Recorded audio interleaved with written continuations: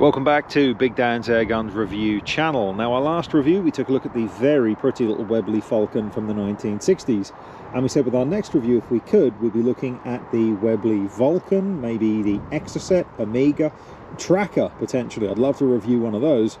So what do we have in the box? None of those, because we're looking at a Benjamin Armada instead, apparently.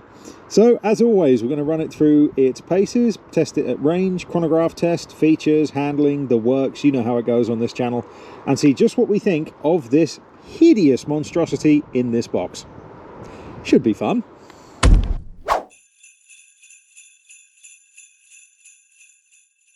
So, features and what do you get for your money? As always, we start off at the rear of the rifle, where you will find a telescopic buttstock. Moving slightly further along, we get to a checkered synthetic grip. And as we come further along, unlike most modern rifles, the Armada actually comes with a nice old school chunky bolt action. As we come slightly further along, you can also see that the Armada comes with a Picatinny style scope rail. You'll notice that rails are a common thing with this gun. As we come down a bit, you also get to the trigger and safety mechanism, but we'll talk a bit more about that a bit later on. Then as we move slightly further along, you can see we have yet another accessory rail going almost the full length of the barrel. So plenty of room there to put your accessories, night vision kit, you name it. Then as we come further down, you have another rail and obviously another one on the other side, and you have one underneath the barrel as well. So plenty of room to mount accessories, you name it. Then as we come further along, we get to the shrouded barrel. Now this is not just a shroud, there's actually baffles inside of here. So we'll see just how effective they are a bit later on in the video. As we come slightly further down, it does come with a sling stud, and you also have an allocated slot in the buttstock for your sling to feed through. One other thing that we'll mention that's very well thought out is the pressure gauge, which is mounted underneath the rifle and away from the muzzle end.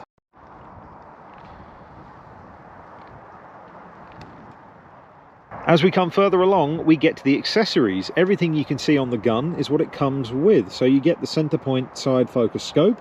It's also got finger adjustable turrets and then lockable turrets at that. And to be fair with you, it's genuinely a really nice bit of kit. I have got to say it, where package scopes usually fall down is with standard reticles, duplexes, and reticles that are a bit too thick.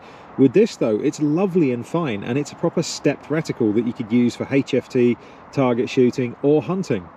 Well done. And as you can also see, yes, you do get the bipod free with the rifle as well. It's always nice when you get freebies. I like to see that when you're buying a gun. And don't panic those at home, I know what you're thinking, but what if you want to fit accessories to it because there's no rails on the rifle? Don't worry, Benjamin has you covered.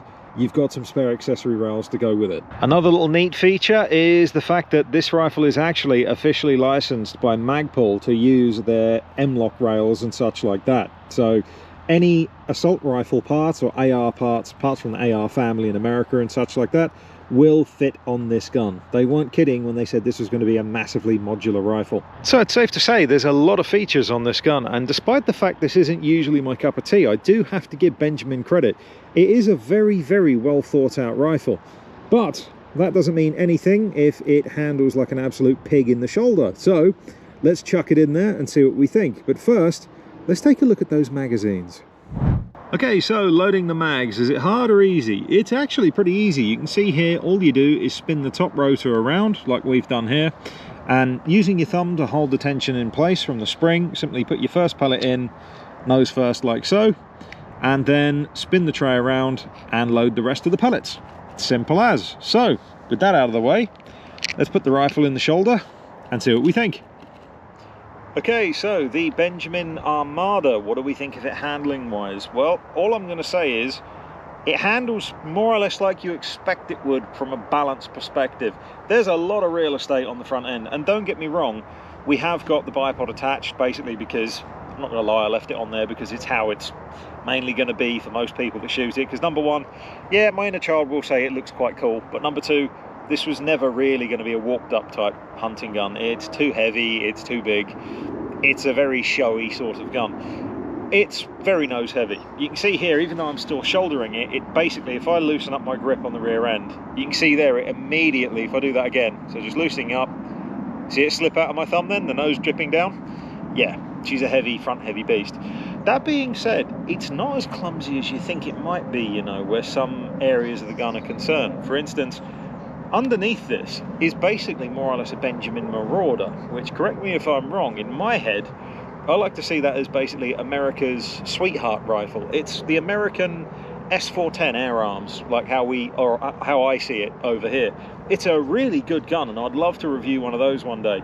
So the bolt action and action itself is Marauder, the trigger is Marauder, and interestingly, the trigger is the same trigger. If you can see that there, get a better look at it. The trigger is the same trigger as what you get on the Crosman Challenger target rifle. So it should be a pretty serious bit of kit.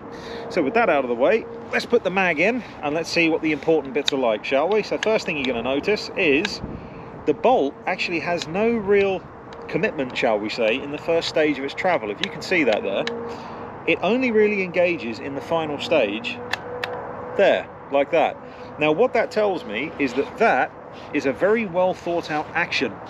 Granted, this is sub 12, this rifle, so of course you may notice with full power maybe it is the full length, but that tells me they put emphasis into making this sub 12, and we're going to get, I would imagine, probably very little to no hammer bounce on this, which means it should be pretty darn air efficient. But let's have a little look and see. So, oh, I think I put that mag in quite right, have I? Nope, there it goes. That's better. Right then, so that was my first time doing that, so forgive me. Right then, so with the trigger, let's have a little play, and let's also have a little listen, see if we can hear a brrrt. Nope. A couple of things I'm going to mention. Number one, that shroud is genuinely doing its job. If you could hear that, that was very quiet. Number two, that trigger, the safety, number one, is divine. This safety should be on every PCP, every spring gun. I don't care. It's the best system on the planet, in my honest opinion. And if your opinion is different, you're wrong. The other thing I'm just kidding. The other thing I'm going to say is the trigger really is beautiful. So let's give that another go. I'll say this as well, even though it was my fault fudging putting the mag in, I didn't give it that final click. It's really silky smooth to operate. So what I'm just going to show you now if I can. So we're pointing into the grass here. So we've got second, if you can see that. Bouncing off second stage. If you can't, I'll zoom it in a bit. So you've got second, and then just a little tiny bit more pressure. Off it goes. I'm going to we'll do a little finger test. Also, I will apologise, we don't have the pull weight doohickey, which is the scientific term. So if sadly, unless maybe we get it while we're editing, we might get the new one turn up.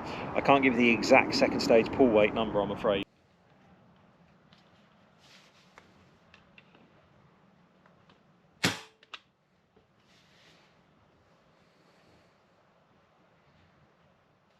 But if it helps, little finger, in fact, the corner of the little finger, if you can see that, there's second, get the barrel down a bit, there's second, off she goes.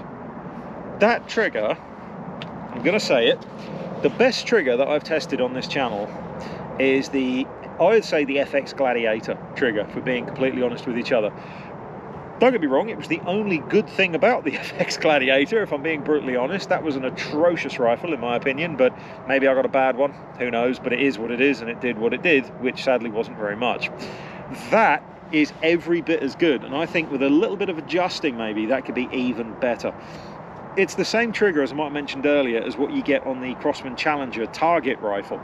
So it's got to be a good bit of kit, and from what I felt and saw, hopefully you all at home saw there, that's gorgeous. If we do some accuracy testing and we get any misses or big Dan flyers like we always get, it's me.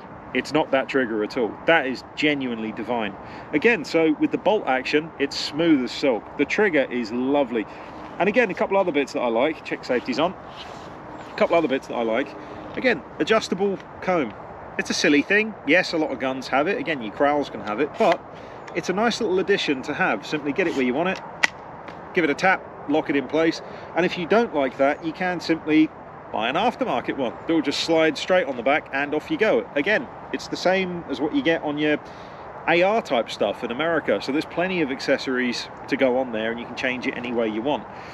It's a really weird beast for me to comment on because I shouldn't like it, and don't get me wrong, there's things I don't like. Rails everywhere, for instance. I know it's there for a purpose, but I'm more traditional, to be honest.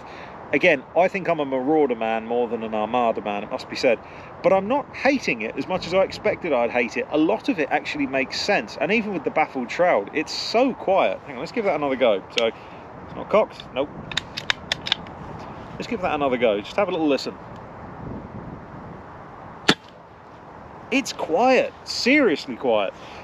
The whole gun has been actually genuinely very well thought through for what originally I looked at and thought that's just a gimmicky, ugly thing. I gotta say it, I quite like it in some regards. But that being said, we have to do the chronograph test. It might only get 10 shots per fill and have a spread of 150 feet per second. We don't know yet. So let's get it juiced up. We'll do the chronograph test, see how she does. And then after that is the fun stuff. We get to do some accuracy testing, if I can feel my fingers. But let's move on to chronograph testing, see how she does.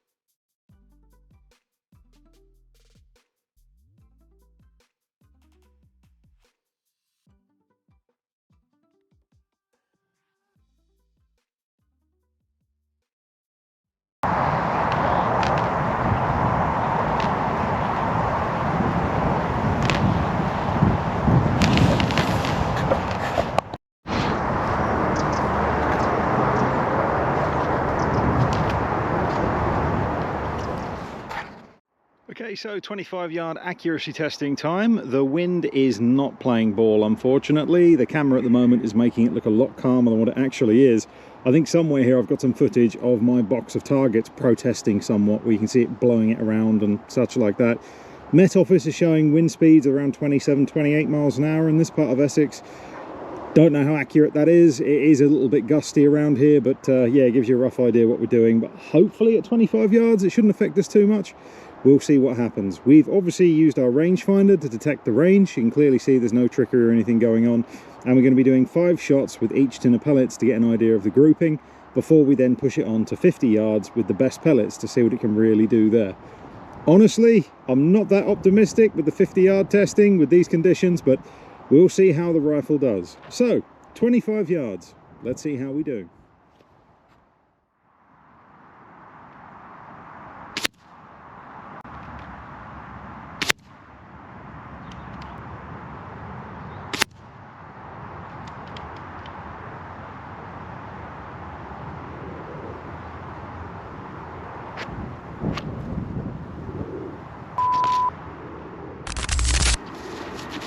Yeah, today's going to be a difficult one, I think.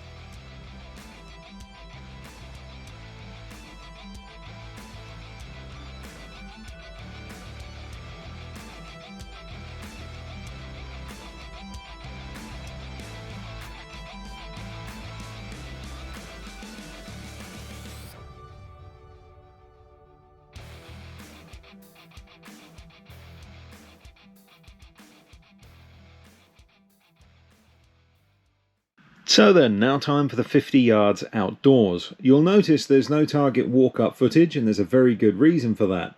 As you can see, it's not far from being nighttime, and I had to rush somewhat as this was the only day leading up to Christmas that we could shoot due to bad weather. Yeah. Wasn't going to happen, was it? So it's time for a quick range find, and off we go. So then, shooting in the wind and the darkness. This will go fine, I'm sure.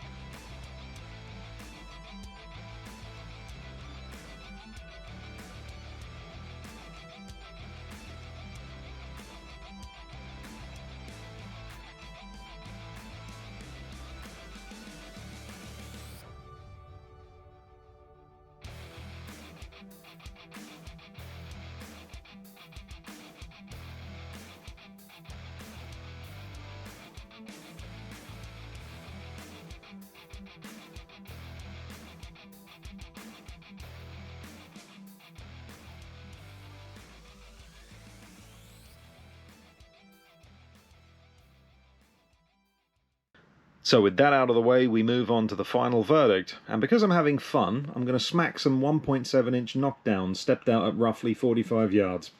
So then, the Benjamin Armada, what do we think of it? Honest answer? No idea. Genuinely. The sensible side of me thinks it's utterly hideous. I've never been a fan of tactical rifles as they scream Walter Mitty to me, and the Armada definitely looks like something someone would own that fought for their country in the Call of Duty Brigade in the PlayStation campaign. That said, there is a slight coolness to the Armada, I will admit, and to Benjamin's credit, they did set out to make it cross-compatible with AR furniture, which makes it potentially a very versatile rifle. I'll put it this way, if I was asked if I'd rather shoot an FX, AGT Vixen, Air Arms S510 Tactical or the Armada, I'd genuinely choose the Armada.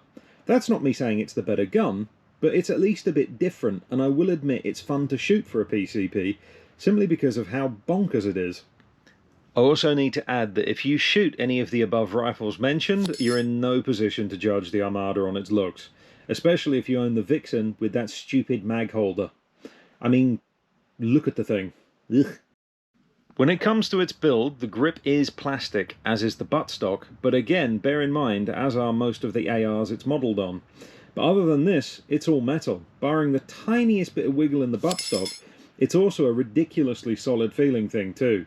The really satisfying bolt action adds to the chunk as well. That said, as we mentioned earlier, it might feel like a brute, but there's some real brains here as well. The trigger is the same as found on the Marauder and the Challenger bench rest rifle, and it's absolutely superb. 0 second stage creep, an incredibly crisp and light brake, and a positive return spring when you back off. Perfection. The safety is also absolutely perfect in my opinion, and the baffled shroud really does do the business. Some effort also went into making the rifle as consistent as possible, as can be seen by the short cocking stroke with 0 hammer bounce, and it did prove to be incredibly consistent over the chronograph. Speaking of the chrono results, it reminds me a lot of my old S410, but with the sweet spot pushed to max fill instead of 180 bar. We managed a single digit spread over 60 shots, and 90 shots in the rifle only had a spread of 16 feet per second. In total, you can expect around 115 shots before the power really drops off. Not bad, but it's the consistency that really shines here. This is with unweighed pellets too, I might add. When it comes to accuracy, it's a shame, but we have to admit these definitely weren't the best conditions. It was nearly darkness towards the end, and the wind, as could be seen, was typically craptastic. Even so, we managed 3 pellets almost in one hole at 50 yards. I really need to test one of these on a still day. I think the Armada could genuinely be a clinically accurate rifle.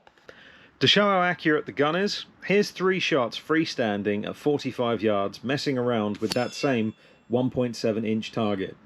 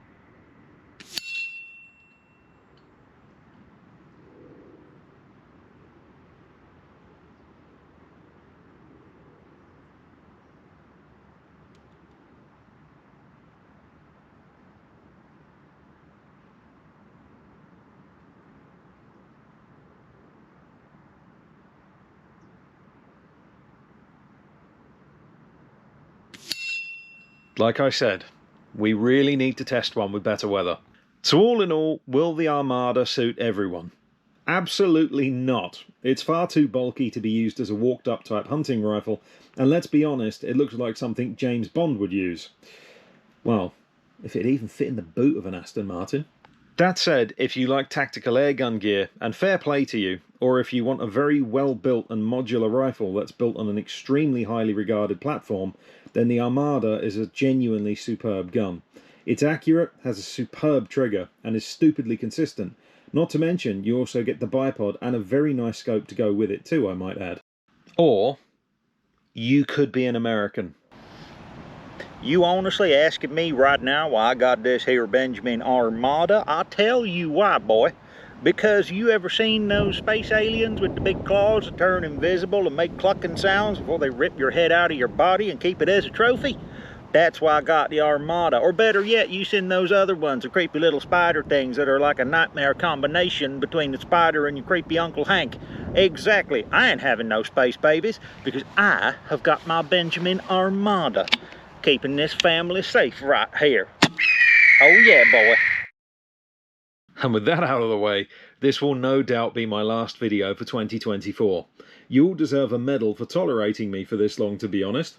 I do have to say a very heartfelt thank you to everyone that watches and subscribes to the channel. It really does mean a lot.